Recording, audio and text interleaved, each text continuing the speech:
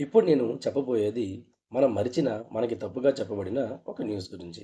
అదే వేటూరి గారు 'రాలిపోయే పువ్వా' సాంగ్‌కి అందుకున్న నేషనల్ అవార్డ్ రిజెక్ట్ చేశారని. కానీ మనం తెలుసుకోవాల్సిన అసలు నిజం ఏంటంటే 1994లో 'మాతృదేవోభవ' సినిమాలోని 'రాలిపోయే పువ్వా' సాంగ్‌కి ఆయన గర్వంగా నేషనల్ అవార్డు తీసుకున్నారు. కానీ 2006లో ఆయన ఒక తీర్మానం తీసుకున్నారు. భారత ప్రభుత్వం తెలుగు భాషకు శాస్త్రీయ హోదా, క్లాసికల్ లాంగ్వేజ్ హోదా ఇవ్వకపోతే తను పొందిన నేషనల్ అవార్డుని కూడా తిరిగి ఇస్తానని ప్రకటించారు.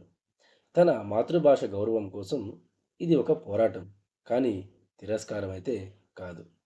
ఆ పోరాటం విజయం చేర్చింది. 2008లో తెలుగు శాస్త్రీయ భాషగా కూడా గుర్తించబడింది. కాబట్టి వేటూరి గారు అవార్డు తిరిగి ఇవ్వాల్సిన అవసరం కూడా రాలేదు. ఇది ఒక లిరిసిస్ట్ ప్రతిభ కాదు. ఇది ఒక లిరిసిస్ట్ ప్రతిష్ఠ కాదు. తన భాష పట్ల ఉన్న ప్రేమ, పట్టుదల, త్యాగంని చూపించిన సాహసం.